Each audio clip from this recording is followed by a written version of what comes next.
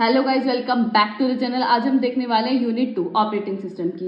Unit 2 में हम क्या कवर करेंगे? यूनिट 2 में हम पिछले 3 साल के PYQs कवर करेंगे और जो हमारे सारे टॉपिक्स हैं वो तो हम कवर करेंगे, लेकिन जो हमारे इंपॉर्टेंट टॉपिक्स हैं उनको हम काफी अच्छे से कवर करने वाले हैं इस वीडियो में।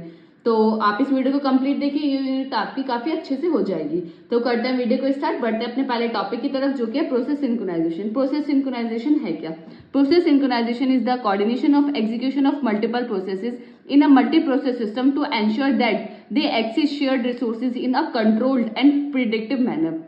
प्रोसेस सिंक्रोनाइजेशन है क्या? प्रोसेस सिंक्रोनाइजेशन एक ऐसी टेक्निक है जिसमें हम मल्टीपल प्रोसेसेस को एग्जीक्यूट कर सकते हैं। यानी अब हमारे जो प्रोसेसेस को जब हम मल्टीपल प्रोसेसेस को एग्जीक्यूट कर सकते हैं, एक ऐसा प्रोसेस हो सकता है कि जब हम मल्टीपल P1, P2, P3 को एग्जीक्यूट कर रहे हैं, यानी वो अगर हम उनको एग्जीक्यूट करें, अगर वो 1 बाय 1 कर रहे हैं तो हमें कोई दिक्कत नहीं है, हमें कोई प्रॉब्लम नहीं आएगी। लेकिन हमें प्रॉब्लम कब आएगी? जब हम एक ही टाइम पे P1 को भी एग्जीक्यूट करें, P2 को भी एग्जीक्यूट करें, P3 को भी एग्जीक्यूट करें, उस टाइम हम यूज करते हैं प्रोसेस सिंक्रोनाइजेशन का। The main objective of process synchronization is to ensure that multiple processes access shared resources without interfacing with each other. Process synchronization का मेन ऑब्जेक्टिव क्या है कि मल्टीपल प्रोसेसेस को हम एग्जीक्यूट कर रहे हैं तो वो एक दूसरे को इंटरफेसिंग ना करें, यानी एक दूसरे को डिस्टर्बेंस क्रिएट नहीं करेगा। P1 एग्जीक्यूट हो रहा है, P2 एग्जीक्यूट हो रहा है, तो P1 P2 को कोई डिस्टर्बेंस क्रिएट ना करे या P2 P1 को कोई भी डिस्टर्बेंस क्रिएट ना करे। ठीक है। अब इसमें जो एक्सिस शेयर्ड रिसोर्सेज क्या होते हैं? शेयर्ड रिसोर्सेज वो रिसोर्सेज होते हैं जो P1 भी यूज कर रहा है, P2 भी यूज कर रहा है, that is called shared resources. On the basis of synchronization there are 2 type of processes. Synchronization के बेस पे हमारे पास 2 टाइप के प्रोसेसेस है, independent processes and cooperative processes. Independent processes कौन से होते हैं? जैसे P1 और P2 एग्जीक्यूट कर रहे हैं एक साथ लेकिन P1 P2 पे कोई इफेक्ट नहीं डाल रहा है, यानी एक दूसरे से कोई डिपेंडेंसी उनकी है नहीं, इंडिपेंडेंटली वो क्या कर रहे हैं? एग्जीक्यूट कर रहे हैं, that is called independence processes. Cooperative processes क्या होते हैं? जो एक दूसरे से रिलेटेड होते हैं, यानी एक दूसरे पे डिपेंड करते हैं या एक दूसरे को अफेक्ट करते हैं। P1 का एग्जीक्यूशन P2 को अफेक्ट करेगा, that is called cooperative processes. यही लिखा है इनकी डेफिनेशन में, execution of one process does not affect the execution of other. एक प्रोसेसेस का एग्जीक्यूशन दूसरे पे कोई फर्क नहीं डाल रहा, तो वो क्या हो गया? Independent processes. Cooperative process execution of one process affect the execution of other processes. अगर एक प्रोसेस का एग्जीक्यूशन दूसरे पे अफेक्ट डाल रहा है तो वो क्या हो गया? हमारा कोऑपरेटिव प्रोसेसेस। आई होप आपको प्रोसेस सिंक्रोनाइजेशन समझ आ गया होगा। अब हमारा क्या है? हमारा नेक्स्ट टॉपिक है रेस कंडीशन। अब रेस कंडीशन क्या होती है? Several processes axis on and process the manipulate over the same data concurrency, then the outcome depend on the particular order in which the access take place. Race condition कब occur होती है? Race condition होती क्या है? जैसे हमारा P1 processes है, P2 processes है, P1 और P2 कोई शेयर्ड वेरिएबल का यूज करे, यानी P1 और P2 कोई ऐसा वेरिएबल है जो P1 भी यूज कर रहा है, P2 भी यूज कर रहा है। जैसे हम एग्जाम्पल से समझेंगे, तो जो हमारा फाइनल आउटपुट है वो हमें पता ही नहीं चल रहा है कि क्या है। उस टाइम हमारी आती है रेस कंडीशन की सेवरल जो हमारे शेयर्ड रिसोर्सेज, जब बहुत सारे processes P1, P2, P3, P4, P5 5 processes है, वो सभी एक वेरिएबल का यूज कर रहे हैं। लाइक जैसे x एक वेरिएबल है तो उसका ही यूज कर रहे हैं, तो x की हमें एक्चुअल वैल्यू पता ही नहीं चल रही कि x की वैल्यू एक्चुअल वैल्यू है क्या, हमें फाइनल आउटपुट नहीं पता चल रहा है, तो उस टाइम आती है हमारी रेस कंडीशन। अब जैसे हम एग्जाम्पल के थ्रू समझेंगे, like P1 and P2 are cooperative processes and X is a shared variable. P1 और P2 का cooperative processes है और X का एक shared variable है। अब cooperative processes है, cooperative processes कौन से processes होते हैं कि P1 जो है P2 के execution से affect हो सकता है या हो जाएगा, that is called cooperative processes। अब हमने X का एक shared variable है, shared variable मैंने आपको क्या बताया? जो दोनों processes यूज करते हैं उनको हम बोलते हैं shared variable। तो P1 ने A equal to x a plus plus, a की वैल्यू क्या आती है हमारी 5, ए प्लस प्लस यानी प्लस हो गया, x a equal to a plus 1, यानी यहाँ x की वैल्यू क्या होगी? 6 और x इक्वल टू ए। यहाँ तो P1 से x की वैल्यू क्या आई हमारे पास? 6 आई, और P2 से हमारी x की वैल्यू क्या आई हमारी? b equal to x, b minus minus x equal to b, यानी माइनस माइनस हो गया तो उसकी वैल्यू यानी डिक्रीज हो गई, तो क्या होगी? 5 से 4 हो गई, और इसमें क्या होगी हमारी? 5 से 6 हो गई। तो हमें एक्चुअल जो हमारा एक्चुअल है, हमें फाइनल रिजल्ट पता ही नहीं चल रहा कि हमारा क्या है, 5 है, सॉरी 6 है या 4 है। तो अब हम देखते हैं next, we are expecting the final value of x will be 5। हम क्या चाह रहे थे, हम ये सोच रहे थे कि हमारी एक्सेप्टेशन क्या थी कि हमारी x की वैल्यू रिजल्ट में क्या आएगी 5, but due to race condition की वजह से the value of x will be either 4 और 6। हमारी वैल्यू क्या है, हम क्या एक्सपेक्ट कर रहे थे कि हमारी x की वैल्यू क्या रहेगी, हमारी 5 आएगी, लेकिन रेस कंडीशन की वजह से, रेस कंडीशन कब हुई, क्योंकि x की वैल्यू P1 ने भी यूज करी, P2 ने भी यूज करी, उन्होंने कुछ अपनी कंडीशन के अकॉर्डिंग अलग ऑपरेशन परफॉर्म किया, P2 ने अलग परफॉर्म किया, जिसकी वजह से हम ये पता ही नहीं लगा पाए कि x की वैल्यू 4 है या 6 है। तो ये होती है हमारी रेस कंडीशन। आई होप समझ आ गया होगा, बहुत सिंपल टॉपिक है। सिंपल ही आपको इसमें क्या याद रखने कि हमारे कोई भी प्रोसेसेस, काफी सारे प्रोसेसेस, मल्टीपल प्रोसेसेस अगर एक कॉमन शेयर्ड वेरिएबल को यूज करें और हमें लास्ट में फाइनल आउटपुट नहीं पता चले कि हमारा फाइनल आउटपुट है क्या, उस टाइम आती है हमारी रेस कंडीशन। अगर ये आता है 2 नंबर में तो आप उसको लिख कर आए और अच्छे से, और ये एग्जाम्पल जरूर लिख कर आए उसका। एक इसी तरीके से एक मैंने नेक्स्ट एग्जाम्पल दिया हुआ है जो आप नोट्स जब आपको प्रोवाइडेड होंगे तो आप उसमें एक बार देख सकते हैं। सेम ये इसमें भी यही है कि हमें लास्ट में हमें पता ही नहीं चल रहा, हम एक्सपेक्ट कुछ और कर रहे थे। जैसे हमने इसमें सोचा था कि x की वैल्यू 5 आएगी, लेकिन रेस कंडीशन की वजह से x की वैल्यू आता है हमारी 4 हो गई या हमारी 6 हो गई। तो ये आता है हमारा रेस कंडीशन के अंदर। हमारा जो नेक्स्ट टॉपिक है वो हमारा क्रिटिकल सेक्शन, जो कि मोस्ट इंपॉर्टेंट टॉपिक है यूनिट 2 का, जो कि इक्वेटिव 16, 17, 17, 18, 18, 19 में भी आया हुआ है, 21, 22 में भी। यानी ये क्वेश्चन तो आना कंफर्म ही है, 10 नंबर में ही आता है ये हमेशा, कि क्रिटिकल सेक्शन है क्या, उसकी कंडीशंस आपको बतानी, पूरा 10 नंबर में आता है। तो अगर आपको सबसे पहले यूनिट 2 में कोई भी टॉपिक प्रिपेयर करना है तो आपको सबसे पहले क्रिटिकल सेक्शन प्रिपेयर करना होगा। तो क्रिटिकल सेक्शन है क्या, मैं आपको ऐसे बताती हूँ कि क्रिटिकल सेक्शन एक ऐसा सेक्शन है जहाँ हमारे जो शेयर्ड रिसोर्सेज होते हैं, उनका जो शेयर्ड रिसोर्सेज होते हैं उनका हम कोड लिखते हैं, that is called critical section. जहाँ हम शेयर्ड रिसोर्सेज हमारी क्या क्या हो सकते हैं, कोई शेयर्ड डेटा भी हो सकता है जो हम सारे प्रोसेसेस यूज कर सकते हैं। शेयर्ड रिसोर्सेज कौन से होते हैं, कोई भी रिसोर्सेज हो सकते हैं जो सारे प्रोसेसेस यूज कर पाते हैं। तो उनका जो भी कोड होता है, कोड ऑफ सेगमेंट, हम किसके अंदर लिखते हैं, क्रिटिकल सेक्शन के अंदर।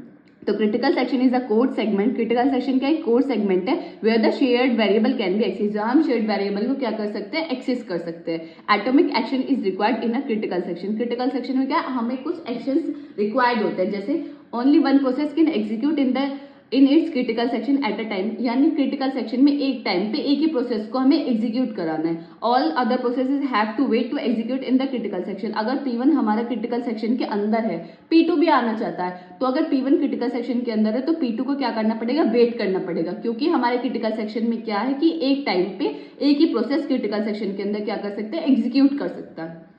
अब जैसे आपको ये डायग्राम बना के आना, डायग्राम मोस्ट इंपॉर्टेंट है। Do entry section, critical section, exit section, reminder section. अब ये सेक्शन है क्या, जैसे कोई भी हमारा प्रोसेस आना चाहता है P1, एग्जाम्पल के लिए लेते हैं हम P1, P2, P3, 3 प्रोसेसेस है। अब P1 क्या है, P1 को क्रिटिकल सेक्शन के अंदर आना, अपने क्रिटिकल सेक्शन, तो P1 सबसे पहले किसमें आएगा, एंट्री सेक्शन। एंट्री सेक्शन कौन सा सेक्शन है, जिसमें वो परमिशन लेगा, क्या कोई अंदर प्रोसेस है तो नहीं, क्या मैं जा सकता हूँ। अगर क्रिटिकल सेक्शन में कोई भी प्रोसेस नहीं है तो एंट्री सेक्शन में उसको क्या मिल जाएगी, परमिशन ग्रांटेड हो जाएगी और वो क्या आ जाएगा, क्रिटिकल सेक्शन के अंदर आ जाएगा।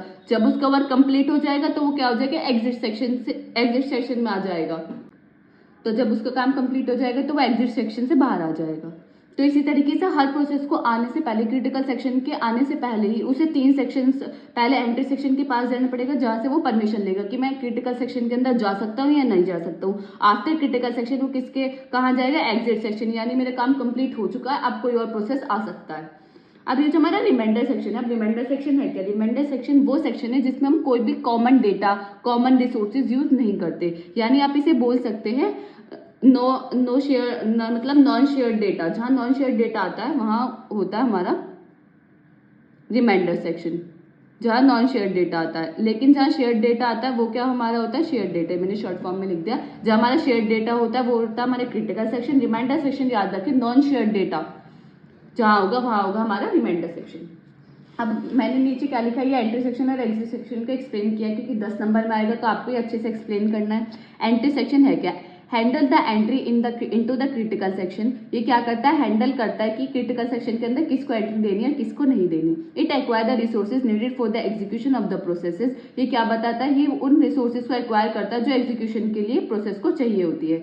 In the entry section the process request for entry in the critical section. Entry section में क्या करते हैं, कोई भी प्रोसेस आएगा तो वो पहले रिक्वेस्ट भेजेगा कि मैं क्रिटिकल सेक्शन के अंदर जा सकता हूँ या नहीं जा सकता हूँ।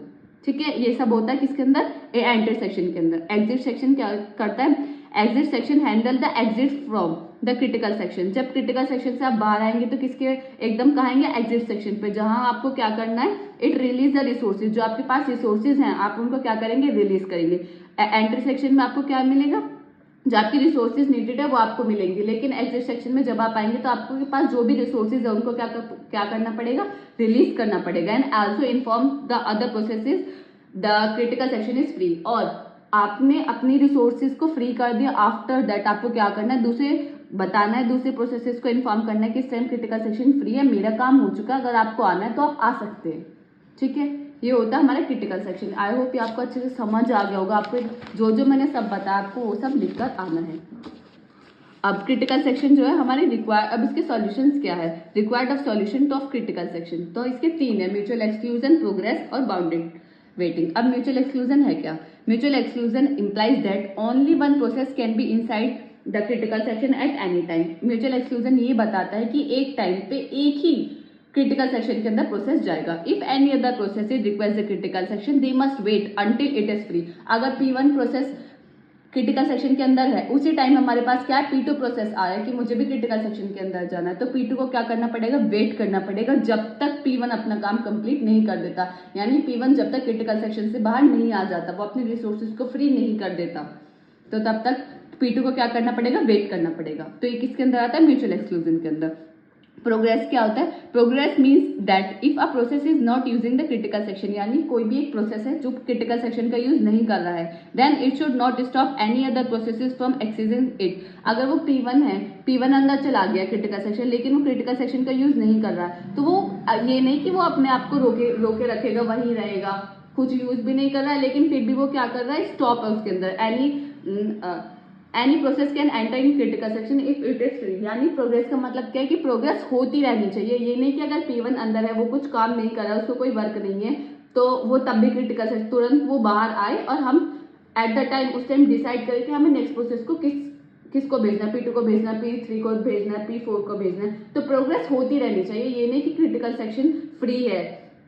अब ऐसा नहीं होना चाहिए कि बाहर P2, P3, P4, P5 wait कर रहे हैं, क्रिटिकल सेक्शन फ्री है, तो ऐसा नहीं होना चाहिए। ये बताता है प्रोग्रेस होती रहनी चाहिए। बाउंडेड वेटिंग क्या है कि वेटिंग यानी एक टाइम है, नंबर ऑफ टाइम्स है कि आप कितनी बार जा सकते हैं उसके अंदर क्रिटिकल सेक्शन के अंदर। ऐसा नहीं कि P1 बार बार आ रहा है, P1 ही जा रहा है, जो P2, P4, P5 है वो हमेशा वेट ही कर रहे हैं, ऐसा नहीं होना चाहिए। Bounded waiting, a bound must exist on the number of times that other process are allowed to enter their critical section. एक बाउंड यानी एक नंबर ऑफ टाइम्स की प्रोसेस कितनी बार क्रिटिकल सेक्शन के अंदर जा सकता है, वो क्या है, बाउंडेड मतलब बाउंडेड आप नंबर समझ लीजिए कि हमने एक नंबर डिसाइड किया कि 10 टाइम्स एक प्रोसेस कोई भी प्रोसेस आए, एन नंबर ऑफ प्रोसेसेस है, तो एक प्रोसेस सिर्फ 10 टाइम्स जा सकता है क्रिटिकल सेक्शन के अंदर, तो वो किसके अंदर आता है, बाउंडेड वेटिंग के अंदर। After a process has made a request to enter its critical section and before that request is granted.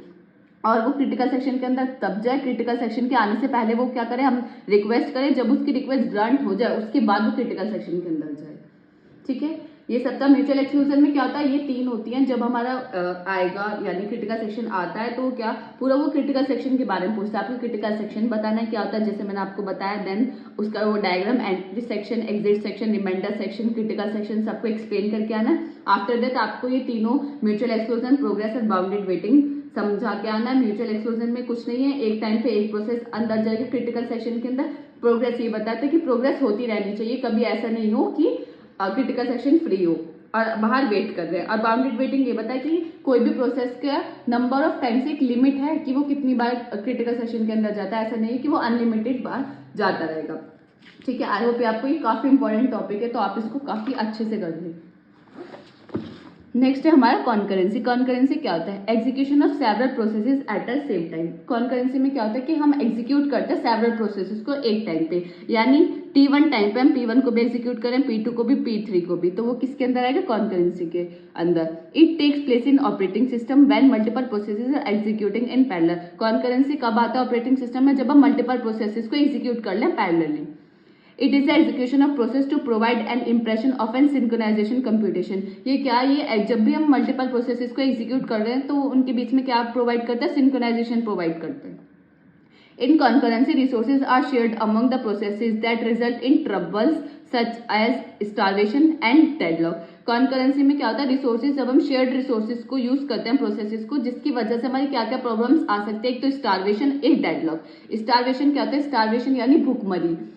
आप ऐसे समझ सकते हैं कि P1, P2, P3, P4, P5 है, तो क्या बार बार P1 और P2 आ रहे हैं तो हम उन्हें दे जा रहे हैं, तो P3, P4, P5 क्या है, वो स्टार्वेशन कंडीशन में, यानी उन्हें वो प्रोसेसेस हम दे ही नहीं पा रहे, उन्हें हम क्रिटिकल सेक्शन दे नहीं पा रहे हैं। आप कुछ भी समझ सकते हैं कि उनकी जो भी रिक्वायर्ड कंडीशन है हम उन्हें वो फुलफिल ही नहीं कर पा रहे हैं, तो दैट इज कॉल्ड स्टार्वेशन। यानी जब हम शेयर्ड वेरिएबल का यूज करते हैं, वो shared variable P1, P2, P3 को चाहिए, हम P1 और P2 को दिए जा रहे हैं, P3 का नंबर ही नहीं आ रहा है, तो P3 किस कंडीशन में, स्टार्वेशन, यानी उसको आप दे नहीं रहे हैं, तो जिसकी वजह से कॉन्करेंसी की वजह से ये प्रॉब्लम्स आती हैं। डेडलॉक क्या होता है, डेडलॉक ये होता है कि P1 और P2 आपके पास CPU है, P1 के पास CPU है, P2 के पास प्रिंटर है, P2 को तो CPU चाहिए, P1 को प्रिंटर चाहिए, जबकि दोनों अपने रिसोर्सेज को शेयर करना नहीं चाहते। That condition is called deadlock. क्या यानी P1 को P2 की चीज चाहिए, P2 को P1 की चाहिए, लेकिन दोनों एक दूसरे को देने ही नहीं चाहते, वो अपने रिसोर्सेज को शेयर ही नहीं करना चाहते। उस टाइम क्या आता है, डेडलॉक कंडीशन आती है।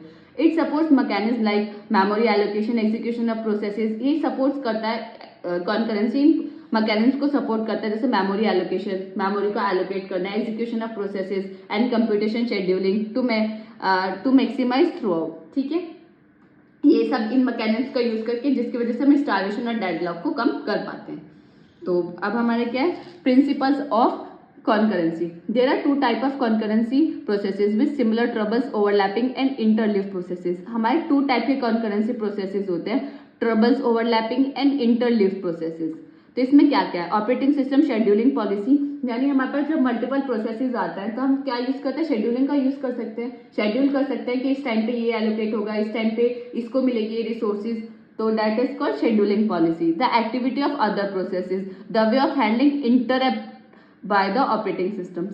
तो ये सब क्या, ये जो हमारा कॉन्करेंसी टॉपिक है, ये मैंने आपको मतलब ये अभी 2 नंबर में भी नहीं पूछा गया है, तो ये मैंने आपको बता तो दिया, लेकिन ये अब तक इतना ज्यादा इंपॉर्टेंट नहीं है। तो आपको सिर्फ इसके प्रिंसिपल्स में ये याद रखना है, शेड्यूलिंग पॉलिसी आती है, एक्टिविटी ऑफ अदर प्रोसेसेस आता है, और क्या आता है, वे ऑफ हैंडलिंग इंटरप्ट्स को हम हैंडलिंग कर सकते हैं ऑपरेटिंग सिस्टम की वजह से। हमारा जो नेक्स्ट टॉपिक है वो है प्रोड्यूसर कंज्यूमर प्रॉब्लम, जो कि हमारे एकेटिव 18-19 में पूछा जा चुका है। ये भी काफी इंपॉर्टेंट है, तो इसको आप अच्छे से कर ले। तो इसमें क्या है, सबसे पहले हम इसकी प्रॉब्लम स्टेटमेंट पढ़ेंगे कि प्रॉब्लम स्टेटमेंट है क्या। अब we have a buffer of fix size, हमारे पास क्या है, बफर, एक बफर है जो कि क्या है, फिक्स साइज का। फिक्स साइज का मतलब हमें पता है कि इसमें नंबर ऑफ आइटम्स 100 आने, तो 100 से ज्यादा नहीं आएंगे, that is called fix size. A producer can produce an item and can place in the buffer. Producer, जैसे आपको नाम से पता चल रहा है प्रोड्यूसर, तो प्रोड्यूसर क्या करेगा, आइटम्स को प्रोड्यूस करेगा, किसके अंदर, बफर के अंदर। A consumer can pick item and can consume them. Producer का क्या काम है, बफर, तो बफर से क्या लेगा, जो भी आइटम्स डाले उसको कंज्यूम करेगा। प्रोड्यूसर तो प्रोड्यूस करेगा बफर में, और कंज्यूमर क्या करेगा, उसको बफर से क्या करेगा, कंज्यूम करेगा। We need to ensure that when a producer is placing an item in the buffer, हमें यह एंश्योर करना है कि जब प्रोड्यूसर क्या कर रहा हो, प्रोड्यूस कर रहा हो आइटम बफर में, या प्लेस कर रहा हो आइटम बफर में, then at the same time consumer should not consume any item, जब वो उस टाइम डाल रहा हो तो उसी सेम टाइम पे कंज्यूमर कंज्यूम ना करे। ठीक है, in this problem buffer is the critical section. जो हमारा बफर है, इसमें क्या, बफर एक क्रिटिकल सेक्शन है। अब इसमें आपको पता चल गई प्रॉब्लम क्या है। ये प्रॉब्लम हमारी है कि प्रोड्यूसर तो प्रोड्यूस करेगा, जब वो सेम टाइम पे प्रोड्यूस करे तो ऐसा ना हो जिस टाइम वो प्रोड्यूस करा उसी टाइम कंज्यूमर कंज्यूम कर ले। ठीक है, to solve this problem we need 2 counting semaphores. हम इसमें क्या यूज करें, 2 सेमाफोर्स का यूज कर रहे हैं, फुल एंड एम्प्टी। 2 सेमाफोर्स हैं जो हमारे क्या है, फुल और एक एम्प्टी, यानी जो एक बार बता सके कि बफर एक टाइम फुल हो चुका या बफर एम्प्टी है। Full keep track of number of items in the buffer. Full क्या बताएगा, फुल हमें ये बताएगी कि बफर के अंदर कितने नंबर ऑफ आइटम्स है। And empty keep track the number of unoccupied slots, और एम्प्टी हमें क्या बताएगी, कितने अनऑक्यूपाइड स्लॉट्स हैं या कितने नंबर ऑफ आइटम्स उसके अंदर अभी आ सकते हैं। अगर उसकी 100 कैपेसिटी है, अगर उसके 95 आ गए हैं, तो एम्प्टी क्या बताएगी कि 5 रिमेनिंग है, 5 स्लॉट्स जो वो अनऑक्यूपाइड है, आप 5 आइटम्स और डाल सकते हो। तो ये हमारा इसका ये डायग्राम है, जिसमें हमारा एक प्रोड्यूसर है, एक बफर है, एक कंज्यूमर। प्रोड्यूसर प्रोड्यूस करेगा, कंज्यूमर क्या करेगा, कंज्यूम करेगा, बीच में बफर है, इसके अंदर क्या डालेंगे, हम आइटम्स डालते रहेंगे। तो अब इसमें क्या क्या प्रॉब्लम्स आ सकती है, ऐसा हो सकता है कि अगर प्रोड्यूसर की स्पीड बहुत ज़्यादा है, बहुत ज़्यादा, मतलब उसकी स्पीड काफ़ी ज़्यादा, तो वो क्या कर रहा है, बहुत तेज़ी से क्या कर रहा है, आइटम्स को प्रोड्यूस कर रहा है बफर के अंदर, लेकिन कंज्यूमर की स्पीड कम है, कंज्यूम करने की उसकी स्पीड कम है। तो उस टाइम क्या हो सकता है, हमारा डेटा लॉस होने के काफ़ी सारे चांसेस हो सकते हैं, यानी डेटा ओवरफ्लो हो जाएगा, बफर ओवरफ्लो हो जाएगा, जिसकी वजह से हमारा डेटा क्या हो जाएगा, लॉस हो जाएगा। तो ऐसा भी नहीं होना चाहिए। ऐसा भी नहीं होना चाहिए कि कंज्यूमर की जो स्पीड है वो बहुत ज़्यादा है, कंज्यूमर की स्पीड का अगर बहुत ज़्यादा होगी तो क्या हो जाएगा, प्रोड्यूसर की स्पीड कम है, कंज्यूमर की ज़्यादा है, तो उस टाइम क्या है, बफर एम्प्टी रहने के ज़्यादा चांसेस रहेंगे कि पता ही नहीं चल रहा है कि बफर में कितने आइटम्स चले गए, कितने नहीं चले गए। तो ये इसमें प्रॉब्लम्स आ सकती हैं। तो हमें क्या है, इन दोनों के बीच सिंक्रोनाइजेशन होना चाहिए कि प्रोड्यूसर जब प्रोड्यूस करे उस टाइम कंज्यूमर कंज्यूम ना करे, और जब प्रोड्यूसर और कंज्यूमर की जो स्पीड है वो मैच होनी चाहिए, ये नहीं कि प्रोड्यूसर की ज़्यादा या कंज्यूमर की ज़्यादा है। तो ये सब इसमें प्रॉब्लम्स आती हैं। तो अब इसमें हम इसमें यूज़ करते हैं सेमाफोर्स। सेमाफोर्स क्या है हमारा, सेमाफोर्स में दो हमारे सिग्नल्स होते हैं, मैं आपको बताती हूँ। सेमाफोर्स में हमारे दो होते हैं, एक हमारा वेट होता है और एक हमारा होता है सिग्नल। ये हम दो सिग्नल्स का यूज़ करते हैं। जो हमारा वेट होता है वो हमारे सेमाफोर्स की वैल्यू को डिक्रीज करता है बाय 1, और जो सिग्नल होता है वो क्या करता है, सेमाफोर की वैल्यू को इंक्रीज करता है 1। ये तो डिक्रीज करता है वेट सिग्नल, सिग्नल क्या करता है, इंक्रीज करता है। तो ये दो सेमाफोर्स होते हैं जो इसके सिग्नल्स होते हैं जिनका हम यूज करते हैं। हमने इसमें क्या कहा, इनिशियलाइजेशन ऑफ सेमाफोर्स, हमने क्या लिया, एक फुल लिया, एक एम्प्टी लिया। जो फुल है वो क्या बता रहा है, initially all slots are empty, यानी जो भी सारे स्लॉट्स हैं बफर के अंदर वो क्या भी एम्प्टी है। और एम्प्टी क्या बता रहा है, all the slots are empty. और इसमें ना ये फुल जो बता रहा है, initially all slots are not empty, ये बता रहा है कि अभी जो फुल है यानी बफर जो है हमारी उसकी कैपेसिटी वो फुल हो चुका है। एम्प्टी ये बता रहा है कि अभी स्लॉट्स एम्प्टी हैं। तो हमने फुल और एम्प्टी का यूज किया है। तो सॉल्यूशन ऑफ प्रोड्यूसर और सॉल्यूशन ऑफ कंज्यूमर है क्या, When producer produce an item, the value of empty reduce by 1। वही मैंने बताया कि अगर प्रोड्यूसर जो है प्रोड्यूस कर रहा है आइटम्स को, तो जो एम्प्टी की वैल्यू है, जो एम्प्टी की वैल्यू उसको हम क्या कर दें, एक कम कर दें। The value of mutex is also reduce to prevent consumer to access buffer. जो म्यूटेक्स की वैल्यू, इनिशियली म्यूटेक्स की वैल्यू हमने क्या ली है, 1 ली है, तो म्यूटेक्स की वैल्यू भी क्या हो जाए, डिक्रीज कर जाए। जैसे उसने प्रोड्यूसर ने प्रोड्यूस किया तो किसकी वैल्यू, एक तो एम्प्टी की वैल्यू डिक्रीज हो जाए बाय 1, और क्या हो जाए, म्यूटेक्स की भी वैल्यू डिक्रीज हो जाए। म्यूटेक्स की वैल्यू डिक्रीज हो जाएगी तो उस टाइम क्या हो जाएगा, कंज्यूमर कंज्यूम नहीं कर सकता। अगर म्यूटेक्स की वैल्यू 0 है तो कंज्यूमर जो है कंज्यूम नहीं कर सकता बफर के अंदर से कोई भी आइटम्स या कोई भी डेटा को कंज्यूम नहीं कर सकता। जब उसकी वैल्यू 1 होगी म्यूटेक्स की, तभी वो कंज्यूम कर सकता है। तो जब उसकी वैल्यू इनिशियली 1 है तो हमने डिक्रीज कर दी 1 माइनस 1 0, यानी म्यूटेक्स की वैल्यू क्या हो गई, 0। अगर म्यूटेक्स की वैल्यू 0 हो गई तो उस टाइम वो कंज्यूमर कंज्यूम नहीं कर सकता। When producer place the item in the value of full increase by 1, जब प्रोड्यूसर प्रोड्यूस कर उसके अंदर आइटम्स को प्लेस कर दे तो फुल की वैल्यू क्या कर दे, 1 कर दे। The value of mutex is also increase, जब वो इसके अंदर प्लेस कर दे तो म्यूटेक्स की भी वैल्यू 1 कर दे। जब म्यूटेक्स की वैल्यू 1 हो जाएगी तो कंज्यूमर क्या कर पाएगा, कंज्यूम कर पाएगा आइटम्स को। ये इसका कोड है, समझ आ गया। प्रोड्यूसर का क्या, जब प्रोड्यूसर प्रोड्यूस कर बफर के अंदर कोई भी डेटा या आइटम्स को रखे तो उस टाइम क्या कर दे, एम्प्टी की वैल्यू का डिक्रीज कर दे। और म्यूटेक्स की वैल्यू हमने किस चीज के लिए ली, अगर म्यूटेक्स की वैल्यू 1 होगी तभी कंज्यूमर कंज्यूम कर पाएगा। अगर म्यूटेक्स की वैल्यू 0 हो जाएगी तो उस टाइम कंज्यूमर जो है कंज्यूम नहीं कर सकता बफर के अंदर से कोई भी आइटम्स या डेटा। ठीक है, जब वो उसके अंदर बफर के अंदर प्लेस कर देगा तो वो म्यूटेक्स या एम्प्टी की वैल्यू को इंक्रीज कर देगा बाय 1, जिसकी वजह से कंज्यूमर कंज्यूम कर पाएगा। और हमारे क्या है, कंज्यूमर का क्या है, कंज्यूमर का भी सेम है। As the consumer is removing an item from the buffer the full is reduce by 1। जब कंज्यूमर कंज्यूम कर रहा हो बफर के अंदर से डेटा तो वो क्या करे, फुल की वैल्यू को कम कर दे। जब हम प्रोड्यूसर कर रहे थे तो एम्प्टी की वैल्यू को कम कर रहे थे, लेकिन इस टाइम हम किसी करेंगे, फुल की वैल्यू को 1 कर देंगे, डिक्रीज कर देंगे by 1। And the value of mutex is also reduce, जब म्यूटेक्स की वैल्यू 0 हो जाएगी तो उस टाइम तो ना कोई प्रोड्यूस कर सकता है ना कोई कंज्यूम कर सकता है। तो उस टाइम उसने कर दिया, अगर कंज्यूमर की साइड से हुई है यानी वो कोई भी प्रोड्यूस उस टाइम आइटम को नहीं करेगा। म्यूटेक्स की वैल्यू उसने 0 कर दी। जैसे हमने प्रोड्यूसर के में क्या देखा था, जब उसे कंज्यूम नहीं कराना था तो उसने म्यूटेक्स की वैल्यू 0 कर दी थी। ऐसे ही जब कंज्यूमर को कंज्यूम कर रहा है, वो अपना वर्क कर रहा है बफर के अंदर से कंज्यूम कर रहा है आइटम्स को, तो उस टाइम वो म्यूटेक्स की वैल्यू को भी क्या कर देगा, 0 कर देगा, जिससे प्रोड्यूसर को पता चल जाएगा कि कंज्यूमर जो है वो कंज्यूम कर रहा है आइटम्स, तो उस टाइम उसे प्रोड्यूस नहीं करना। जब वो कंज्यूमर कंज्यूम कर देगा तो वो क्या कर देगा, फुल की वैल्यू को भी 1 कर देगा, म्यूटेक्स की भी वैल्यू को 1 करेगा, जिसकी वजह से हमारा प्रोड्यूसर नेक्स्ट आइटम्स को प्रोड्यूस कर पाएगा। ये है हमारा सेमाफोर्स का मतलब कॉन्सेप्ट, सॉल्यूशन ऑफ प्रोड्यूसर और कंज्यूमर। आपको ये अच्छे से लिख के आना, ये 10 नंबर में आ चुका है। अब बढ़ते हैं अपने नेक्स्ट टॉपिक की तरफ, जो कि हमारा डेकर्स सॉल्यूशंस। अब डेकर्स सॉल्यूशंस है क्या? डेकर्स सॉल्यूशन, जो डेकर्स सॉल्यूशन है, use the solution of critical section problem. ये हम कब यूज करते हैं? जब हम क्रिटिकल सेक्शन प्रॉब्लम का सॉल्यूशन के लिए हम डेकर्स सॉल्यूशन का यूज करते हैं। Dekker's solution was the first probably correct solution to the critical section problem. Dekker's solution हमारा पहला सॉल्यूशन है क्रिटिकल सेक्शन प्रॉब्लम के लिए। लेकिन डेकर्स सॉल्यूशन हम कब यूज करते हैं? जब हमारे पास नंबर ऑफ प्रोसेसेस क्या होते हैं, 2 नंबर ऑफ प्रोसेसेस होते हैं, तब हम किसका यूज करते हैं? डेकर्स सॉल्यूशन का। To allow 2 threads to share a single use resources without conflict using only shared memory for communication. It avoid the strict alternation of a native turn taking algorithm. Decker solution क्या है? Decker solution एक ऐसी algorithm है जिसकी वजह से जो critical section problem है हम उसको रिजॉल्व कर पाते हैं। P1 और P2 जब जो प्रोसेसेस है वो क्या करना चाहते हैं? कोई भी शेयर्ड वेरिएबल का यूज करना चाहते हैं कम्युनिकेशन के, किसी भी चीज के लिए वो अपना यूज करना चाहते हैं, तो ये एंश्योर करता है कि उनके बीच क्या है, कोई भी कॉन्फ्लिक्ट ना है, वो इजीली एक टाइम पे एक ही प्रोसेस इस क्रिटिकल सेक्शन को यूज कर पाए। तब उसका है क्या? अब उसकी एल्गोरिथम है जो इन्होंने ये दिए डू, यानी एक प्रोसेस P1 है, एक हमारा प्रोसेस P2 है। अब इसमें किसका यूज किया? हमने फ्लैग का यूज किया और एक टर्न का यूज किया। जो हमारा टर्न है वो जो टर्न है वो भी हमारे क्या है? शेयर्ड वेरिएबल है।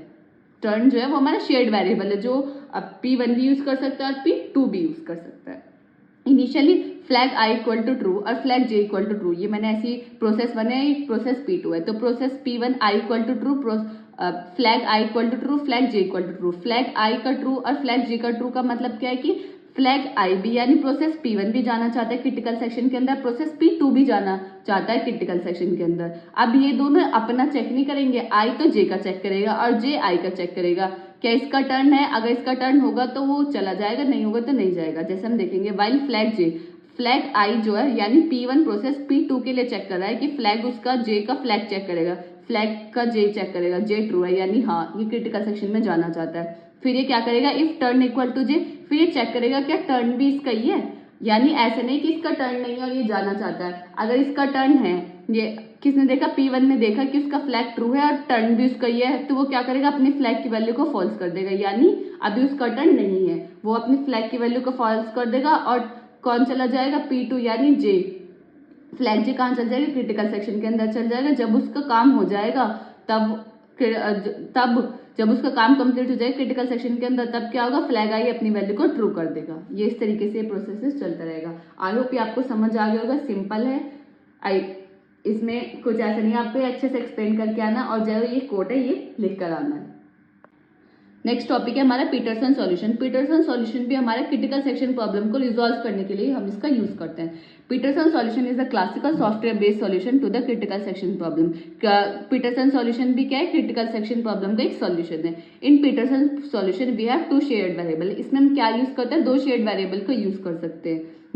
एक तो फ्लैग होता है, एक टर्न होता है। फ्लैग क्या बताता है? Initialization to flag there initially no one can interested in entering the critical section. अगर फ्लैग की वैल्यू फॉल्स है तो यानी कोई भी प्रोसेस इंटरेस्ट नहीं क्रिटिकल सेक्शन के अंदर जाने के लिए, अगर ट्रू है तो वो इंटरेस्टेड है। टर्न क्या है? टर्न ये बताता है the process whose turn is to enter the critical section. Turn हमें ये बताता है कि किसका टर्न है क्रिटिकल सेक्शन के अंदर जाने के लिए। तो इसमें हम इसका भी एक इस तरीके से ही कोड है। तो इसमें क्या है? हमारा एक P1 है, एक P2 है। P1 क्या है? वाइल ट्रू, यानी वाइल ट्रू जब भी कंडीशन ट्रू होगी तब हम इसके अंदर जाएंगे। फ्लैग 0, आप इसको 0 समझे, फ्लैग 0 यानी P1 इक्वल टू 0 और flag 0 equal to true, flag I equal to true, यानी फ्लैग की वैल्यू दोनों की ट्रू है। P1 की भी फ्लैग की वैल्यू ट्रू है, P2 की भी वैल्यू ट्रू है। तो इसका मतलब क्या है कि P1 भी जाना चाहता है, P2 भी जाता है क्रिटिकल सेक्शन के अंदर। लेकिन जब ये जाना चाहते हैं तो उसके बाद हम किसकी वैल्यू को चेक करेंगे? हम उसकी वैल्यू को चेक करेंगे टर्न की वैल्यू। टर्न की वैल्यू I है और टर्न की वैल्यू 1 है और टर्न की वैल्यू 0 है। अब टर्न की वैल्यू I आप ये समझो जैसे कि हमारे पास 2 वेरिएबल हैं, x इक्वल टू हमने 6 माना, एक x इक्वल टू 9 माना। अगर हम कोई भी equation x equal to x plus 2, तो हम क्या लेंगे? x की वैल्यू, हम x की वैल्यू वो लेंगे जो हमारी लास्ट में हुई है अपडेट, तो x की वैल्यू क्या लेंगे हम? 9। तो इसी तरीके से यहाँ टर्न की वैल्यू पहले तो 1 थी, लेकिन फिर टर्न की वैल्यू क्या हो गई? 0 हो गई। तो इसका मतलब हम टर्न की वैल्यू को क्या एज्यूम करेंगे कि टर्न की वैल्यू है क्या? टर्न की वैल्यू 0 है। तो अब हम देखेंगे why turn equal 1 and flag I equal to true. Flag 1 की वैल्यू तो ट्रू है, लेकिन फ्लैग टर्न की वैल्यू क्या है, 0 है। तो इसका मतलब क्या है, ये कंडीशन फॉल्स हो गई। ये कंडीशन फॉल्स हो गई तो जो इसके आगे सेमीकोलन लगा है तो सेमीकोलन का कोई मतलब है नहीं। जब सेमीकोलन का मतलब है ही नहीं तो क्या करेगा, मतलब इस कंडीशन का कोई मीनिंग ही नहीं हो, क्योंकि फॉल्स हो गई। तो इसका मतलब ये जो सेमीकोलन है, सेमीकोलन का भी कोई मतलब नहीं है। जब सेमीकोलन का मतलब नहीं है तो P1 क्या है, क्रिटिकल सेक्शन के अंदर आ जाएगा और अपने जो भी वर्क है उसे कर लेगा। उसके बाद देन P2 भी ऐसे करेगा। अगर भी आपको समझ आ गया होगा। इसमें भी बस आपको क्या करना है, जैसे कि अगर ये आ जाता है पीटरसन सॉल्यूशन 2 नंबर में भी आ सकता है, 10 नंबर में पूछा जाएगा तो किसी के साथ पूछा जाएगा। ये स्पेशली अलग से नहीं आएगा कि पीटरसन सॉल्यूशन आप बताइए। तो पीटरसन सॉल्यूशन आगे पे आपको समझ आ गया होगा। ये क्या है, ये क्लासिकल प्रॉब्लम ऑफ सिंक्रोनाइजेशन है। पीटरसन सॉल्यूशन क्या है, क्लासिकल प्रॉब्लम है सिंक्रोनाइजेशन की। ठीक है, अब हमारे नेक्स्ट टॉपिक है सेमाफोर। सेमाफोर है क्या, semaphore act is an integer variable. ये क्या है, एक इंटीजर वेरिएबल है। Apart from initialization it act only through 2 standard atomic operation. इसके पास क्या होता है, इसके पास 2 स्टैंडर्ड एटॉमिक ऑपरेशन होते हैं। जो क्या होता है, एक वेट होता है और एक सिग्नल होता है। Wait operation is called P and signal operation is called V। एक वेट ऑपरेशन को क्या बोलते हैं हम, P, और सिग्नल ऑपरेशन को क्या कैसे डिनोट करते हैं, V से। तो इसमें है क्या, जो भी हमारे सेमाफोर की वैल्यू होती है, वेट जो है उसकी सेमाफोर की वैल्यू को डिक्रीज कर देता है बाय 1 और सिग्नल क्या कर देता है, इंक्रीज कर देता है बाय 1। लेकिन इसमें एक कंडीशन होती है कि सेमाफोर की वैल्यू हमेशा ग्रेटर देन 0 होनी चाहिए। अगर 0 हो जाएगी तो 0 - 1 यानी नेगेटिव वैल्यू हो जाएगी। तो हमेशा एस की वैल्यू जब 0 ग्रेटर देन 0 होगी तभी हम इन वेट और सिग्नल्स का यूज कर सकते हैं, अदरवाइज नहीं करेंगे। ठीक है, ये आपको लिख के आना। अगर 2 नंबर में पूछा जाए तो सेमाफोर क्या होता है, उसमें 2 सिग्नल होते हैं, वेट होता है, सिग्नल होता है, वेट क्या करता है, इसकी वैल्यू को डिक्रीज कर देता है बाय 1, सिग्नल क्या करता है, इंक्रीज कर देता है by 1। All modification to the integer value of the semaphore is in the wait signal operation must be execution individually. जो हमें मॉडिफिकेशन करना हो किसी भी इंटीजर वैल्यू में तो हम वेट और सिग्नल का ऑपरेशन का यूज करते हैं, जिसको हम इंडिविजुअली एग्जीक्यूट करते हैं। यानी जब हमें वेट की जरूरत हो हम वेट का यूज करें, जब हमें सिग्नल की जरूरत हो हम सिग्नल का यूज करें। तो एप्लीकेशंस है क्या, एप्लीकेशंस सेमाफोर की हमारी 2 एप्लीकेशन है। Solving multi process critical section problem. जब हम multi process critical section problem को रिजॉल्व करने के लिए हम सेमाफोर का यूज करते हैं। जैसा आपने पहले देखा पीटरसन सॉल्यूशन में क्रिटिकल सेक्शन प्रॉब्लम में, हम आगे भी आप देखोगे जो हमारी डायनेमिक फिलॉसफर प्रॉब्लम आएगी तो उसमें भी हम किसका यूज करेंगे, सेमाफोर का यूज करते हैं। तो सेमाफोर हमारा जहां पे भी क्रिटिकल सेक्शन प्रॉब्लम आएगी उसको रिजॉल्व करने के लिए हम किसका यूज करेंगे, सेमाफोर्स का यूज करेंगे। ऑर्डरिंग एग्जीक्यूशन ऑफ प्रोसेसेस, ये क्या करता है, ऑर्डरिंग करता है कि किस ऑर्डर में हम प्रोसेस का एग्जीक्यूशन करेंगे। तो किसके बेस पे करते हैं हम, सेमाफोर के बेस पे, मतलब सेमाफोर का यूज करके।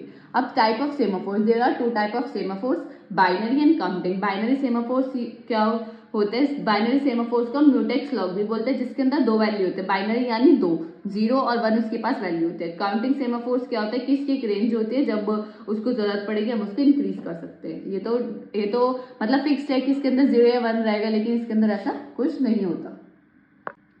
अब बढ़ते हैं अपने नेक्स्ट टॉपिक की तरफ, जो कि डायनेमिक फिलॉसफर प्रॉब्लम, जो कि काफी इंपॉर्टेंट प्रॉब्लम है और ये काफी बार AQ2 में पूछे जा चुके हैं। जैसे कि आप देख पा रहे होंगे AQ2 17-18 में पूछ गई है और 21-22 में भी 10 नंबर में पूछे गए कि डायनेमिक फिलॉसफर प्रॉब्लम है क्या। अब पहले प्रॉब्लम स्टेटमेंट पढ़ लेते हैं। The dynamic philosopher problem state that k philosopher seated around a circular table with 1 chopstick between each pair of philosophers.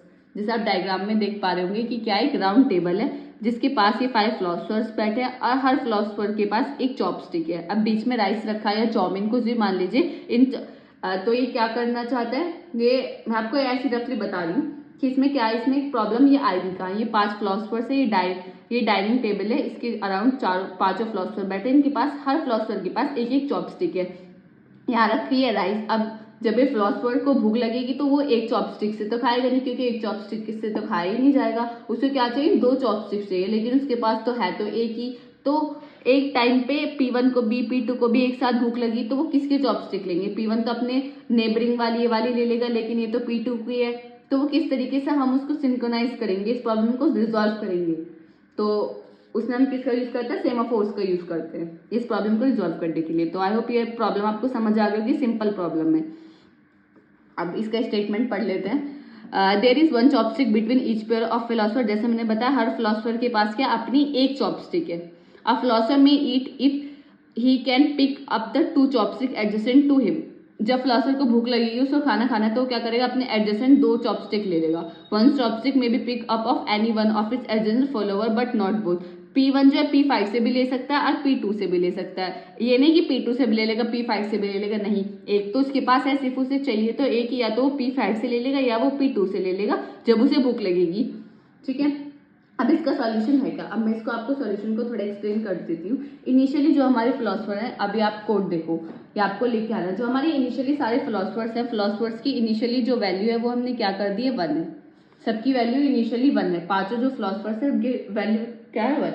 अब वेट, अब मैंने आपको बताया कि जब हम सेमाफोर का यूज करते हैं तो सेमाफोर का मतलब क्या है कि एस की वैल्यू, सेमाफोर की वैल्यू ग्रेटर देन 0, यानी ग्रेटर देन 0 1 है, तो हम इसका यूज कर सकते हैं। अब वेट सिग्नल का यूज करा, अब वेट सिग्नल हमारा क्या करता है, मैंने आपको बताया था वेट सिग्नल क्या करता है, S equal to S minus 1। तो इसने क्या करा, इनिशियली 1 है, 1 माइनस 1 यानी इसकी वैल्यू क्या कर दी, 0 कर दी। जो उसने चॉपस्टिक ली उसने क्या कर दिया, चॉपस्टिक की वैल्यू को क्या कर दिया, 0 कर दिया। 1 प्लस आई प्लस 1, आई की वैल्यू क्या है, 1, 2 मोड 5 इक्वल टू 2। यानी अब मैं आपको एग्जांपल से बताती हूँ, जैसे हमने P1 लिया, P1 फिलोसफर को भूख लगी है, तो P1 फिलोसफर ने क्या करा, अपने नेबरिंग चॉपस्टिक P5 से भी ले सकता है, P2 से भी ले सकता है। तो इसने क्या करा, जो अपनी चॉपस्टिक है उसकी वैल्यू को क्या कर दे, 0 कर दे, यानी उस चॉपस्टिक को जब उसकी वैल्यू 0 है तो उसको कोई नहीं ले सकता। फिर क्या करा उसने, आई प्लस 1 मोड 5 किया, तो उसकी वैल्यू क्या हो गई, 2 हो गई। फिर उसने क्या करा, उसे मतलब 2 चॉपस्टिक मिल गई। ठीक है, उसके पास क्या आ गई, 2 चॉपस्टिक आ गई। अब उसके पास 2 चॉपस्टिक आ गई और उसने क्या करा, आराम से खाना खा लिया, उसे भूख लगी तो उसने खा लिया। अब उसने खा लिया, उसके बाद क्या करा, सिग्नल, उसने सिग्नल का यूज करा, जो उसके पास सिग्नल क्या करता है, S equal to S plus 1, यानी सेमाफोर की वैल्यू को क्या कर देता है, इंक्रीज कर देता है बाय 1। अब एस की वैल्यू क्या हो गई थी हमारी, 0, फिर 0 प्लस 1 यानी 1 हो गई, यानी उसने खाना खा लिया। अब कोई भी आके ले सकता है उस चॉपस्टिक को, फिर वही कर देगा, सिग्नल आई प्लस 1 मोड 5 और वो थिंक स्टेट में चला जाएगा। 2 मोड 5 2 आ जाएगा। इसका मतलब क्या है, जो उसकी दोनों चॉपस्टिक है वो क्या हो गई, रिलीज कर दिया उसने कि मैंने तो खा लिया है, अब कोई और भी फिलोसफर आके खा सकता है। आई होप आपको समझ आ गया होगा। बस इसमें 2 चीज आपको याद रखनी है, वेट और सिग्नल का, कि वेट की इनिशियली वैल्यू, वेट का क्या करता है, S equal to S minus 1 करता है, S equal to S plus 1 करता है। अगर P1 इनिशियली इसको भूख लगी तो इसको क्या चाहिए, इसके पास अपनी तो चॉपस्टिक है, इसे नेबरिंग वाली चाहिए, अपने सराउंडिंग्स वाली चाहिए, तो वो एडजेसेंट अपनी P5 से भी ले सकता है, P2 से भी ले सकता है, लेकिन सबसे पहले अपनी चॉपस्टिक को तो सेव करे। तो उसने इससे क्या करा, इस वाली लाइन से क्या करा, अपने चॉपस्टिक की वैल्यू को क्या कर दिया, 0 कर दिया। यानी 0 का मतलब यह है कि उस टाइम कोई और इसकी P1 की जगह कोई और वो चॉपस्टिक को यूज नहीं कर सकता। उसके बाद क्या किया उसने, अपनी जो अपनी एडजेसेंट थी उसको भी ले लिया, उसकी वैल्यू को भी 0 कर दिया और पहले अपना खाया, फिर उसका पेट भर गया, तो उसने अपनी क्या कर दी, सिग्नल, जो हमारा सेमाफोर का सिग्नल है उसको यूज कर दिया, जिसकी वजह से उसने चॉपस्टिक की वैल्यू 1 कर दी। चॉपस्टिक की वैल्यू 1 हो गई, तो इसका मतलब कोई और फिलोसफर आके खा सकता है। आई होप ये जो मैंने आपको इतना बताया आपको डिटेल में लिख कर आना है कि ये है इसमें। अब इसमें है क्या, there are 3 states of philosopher, philosopher की 3 स्टेट है, थिंकिंग, हंग्री, ईटिंग। यानी या तो वो सोचेगा, फिलोसफर है वो तो या सोचेगा, उसका काम सोचना है, हंग्री उससे भूख लगेगी, ईटिंग वो खाएगा। Here there are 2 semaphores, mutex and a semaphore array for the philosopher. Mutex is used such that no 2 philosopher may access the pickup of put down at the same time. The array is used to control the behavior of each philosopher, but semaphore can result in deadlock due to the programming error. यानी इसमें क्या लिखा है, इसमें ये लिखा है कि सेमाफोर में हम क्या यूज करते हैं, एरे का यूज कर रहे हैं, म्यूटेक्स एरे का यूज कर रहे हैं, जिसकी वजह से जो फिलोसफर है जब उसको भूख लगेगी तो वो अपने एडजेसेंट वाले से ले लेगा और उनकी वैल्यू को क्या कर देगा, 0 कर देगा। तब ठीक है, जैसे मैंने आपको बताया वो अपनी वैल्यू को 0 कर देगा। 0 के बाद जब उसे भूख लगे, जब उसका अपना खाना पीना हो जाएगा उसके बाद वो क्या कर देगा, उसकी वैल्यू को 1 कर देगा। सेमाफोर इसमें क्या लिखा है, semaphore can result in deadlock due to programming error. Deadlock condition आने के चांसेस थे, लेकिन अब तो है नहीं, जब इसमें हमने सेमाफोर्स का यूज कर दिया। डेडलॉक कंडीशन मैं आपको पहले ही बता चुकी हूँ कि P1 और P2 अगर फिलोसफर मानो कि P1 को भी उस टाइम वो चॉपस्टिक चाहिए, P2 को भी चॉपस्टिक चाहिए। ऐसा भी हो सकता है कि P1 ने भी अपनी चॉपस्टिक की वैल्यू 0 कर दी और P2 ने भी चॉपस्टिक की वैल्यू 0 कर दी। डेडलॉक कंडीशन कैसा है मैं आपको एक्सप्लेन करती हूँ कि P1 ने भी अपनी चॉपस्टिक की वैल्यू 0 कर दी, P2 ने भी अपनी चॉपस्टिक की वैल्यू 0 कर दी, यानी उसे एक चॉपस्टिक से तो वो खाएगी नहीं, उसे P2 की चॉपस्टिक चाहिए, P2 को P1 की चॉपस्टिक चाहिए, खाने के लिए 2 चॉपस्टिक तो चाहिए अपनी नेबरिंग। लेकिन क्या है, P2 भी नहीं देना चाहता, P1 भी नहीं देना चाहता। P2 क्या कहता है, पहले मैं खाऊंगा उसके बाद तुम खा लेना। लेकिन P1 क्या कहता है, मुझे ज्यादा भूख है, मैं पहले खाऊंगा। तो ये क्या है, डेडलॉक कंडीशन आ जाती है जहाँ P1 भी नहीं खा पाता और P2 भी नहीं खा पाता। वो बस अपने एक चॉपस्टिक को लेके बैठे रहते हैं, दोनों में से कोई भी खा नहीं पाता, वो दोनों ही भूखे रह जाते हैं। तो वो उस कंडीशन को हम बोलते हैं कि डेडलॉक कंडीशन अकर हो गई है बिटवीन फिलोसफर्स। आई होप आपको समझ आ गया होगा। जो मैंने इसमें आपको सब बताया, आपको सब डिटेल में लिख के आना है। ये तो मैंने काफ़ी चीज़ें तो लिखी हुई हैं, काफ़ी चीज़ मैंने आपको ऐसे एक्सप्लेन की है, तो आपको जो भी समझ आया पूरा अच्छे से डिटेल में लिख के आना है। और ये जो कोड है ये काफ़ी इंपॉर्टेंट है, ये तो आपको लिख के आना ही है। और ये डायग्राम, अब हमारे बढ़ते अपने नेक्स्ट टॉपिक की तरफ, जो कि हमारा स्लीपिंग बार्बर प्रॉब्लम। ये भी एक प्रॉब्लम ही है। अब ये है क्या, the analog is based upon a hypothetical barber shop with 1 barber. हम एक मानते हैं कि हाइपोथेटिकल यानी ये रियल में एग्जिस्ट नहीं करते, हाइपोथेटिकल कंडीशन मान रहे हैं कि एक बार्बर की शॉप है जिसके अंदर क्या रहता है, एक बार्बर रहता है। There is a barber shop which has 1 barber. एक बार्बर शॉप है जिसके अंदर एक बार्बर रहता है। 1 बार्बर चेयर, उसके अंदर क्या है, एक बार्बर चेयर है। जो बार्बर की शॉप है उसके अंदर बार्बर चेयर है। And chair for waiting customers if they are any to sit on the chair. एक क्या है, हमारा बार्बर की शॉप है। बार्बर की शॉप जैसे नॉर्मली रहती है, वहाँ क्या रहती है, एक सिटिंग क्या है, एक सिटिंग चेयर जिस पर आप वेट कर सकते हो। अगर एक बार्बर की चेयर पे कोई अपने हेयर कट करा रहा है तो उस टाइम आप क्या कर सकते हो, वेटिंग चेयर पे बैठ सकते हो, वेटिंग चेयर पे वेट कर सकते हो कि वो उठे, देन आप अपने कटिंग कराओ। ठीक है, ये एक हाइपोथेटिकल कंडीशन हमने मानी है। If there is no customer then the barber sleep his own chair. अगर कोई भी कस्टमर नहीं है, या बहुत देर हो गई है बार्बर को, यानी काफी देर से बार्बर वेट कर रहा है कि कोई कस्टमर है, लेकिन कोई कस्टमर नहीं आ रहा है, तो बार्बर को क्या लगा कि कोई नहीं, मैं आराम कर लेता हूँ। तो बार्बर जो अपनी खुद की चेयर है जिसपे वो बैठ के कटिंग करता है, तो उस पर वो क्या करता है, सो जाता है। कब सोता है, जब कोई भी कस्टमर नहीं होता। नेक्स्ट क्या है, when a customer arise he have to wake up the barber. जब कस्टमर आता है, कस्टमर देखता है ये तो बार्बर सो रहा है, तो वो क्या करेगा, बार्बर को उठाएगा कि उठ जाओ, मेरे कटिंग कर दो आप। तो उस टाइम ये दूसरी कंडीशन है। ये आपको पॉइंट एक्सप्लेन करके आना है, ये तो मैंने आपको बता रही हूँ, आपको अच्छे से लिख कर आना है। If there are many customers, अगर हमारे काफी सारे कस्टमर्स हैं, and the barber is cutting a customer here. उस टाइम बहुत सारे कस्टमर्स हैं और हमारे पास बार्बर एक ऑलरेडी कस्टमर को क्या कर रहा है, कटिंग कर रहा है। Then the remaining customer either wait if there are empty chair. अगर एम्प्टी चेयर है तो वो क्या कर सकते हैं, वेटिंग चेयर पे बैठ के वेट कर सकते हैं in the waiting room, and they leave if no chair are empty. अब देखो मैं आपको बताती हूँ कि आप बार्बर की शॉप पे गए, आपने देखा कि ऑलरेडी बार्बर किसी के हेयर कट कर रहा है, और जो वेटिंग चेयर है उस पर भी 5-6 लोग बैठे हैं, वो भी फुल है। तो आप क्या बैठोगे, नहीं बैठोगे ना, आप क्या करोगे, थोड़े टाइम बाद आ जाओगे। तो इसी तरीके से इसमें कि अगर वो वेटिंग चेयर खाली है, अगर वो देखेगा कि वेटिंग चेयर पर कम लोग हैं या उस वहाँ जगह है, तो कस्टमर जो नया कस्टमर आया वो वेट कर लेगा। अदरवाइज वो क्या चला जाएगा, वो वहाँ से चला जाएगा कि मैं आऊँगा कभी बाद में। अब बार पहले इन सबके बाल काट दे, ऐसे तो मेरा नंबर ही नहीं आएगा। ठीक है, अभी आपको क्या है, ये इसका डायग्राम है कि कस्टमर जा रहा है, अगर बार्बर की वेटिंग चेयर्स पे सब बैठे हुए हैं, ये बार्बर है, सी स्लीप कर रहा है, कस्टमर इज एंट्री। ठीक है, ये हमारा है, ये हमारी प्रॉब्लम है, ये हमारी आपको प्रॉब्लम अच्छे से एक्सप्लेन करके आने with the help of diagram. अब सॉल्यूशन है क्या, the solution to this problem include 3 semaphores. अब तक हम क्या करते आ रहे हैं, 2 सेमाफोर का यूज करता था, वेट और सिग्नल। हम इसमें क्या यूज कर रहे हैं, हम इसमें 3 सेमाफोर्स का यूज कर रहे हैं। First is for the customer which count the number of customer present in the waiting room. पहला सेमाफोर हम किस चीज के लिए यूज कर रहे हैं, कि कस्टमर के लिए यूज करें, कि कस्टमर क्या कर सके, काउंट कर सके कि कितने वेटिंग चेयर पे नंबर ऑफ कस्टमर प्रेजेंट है।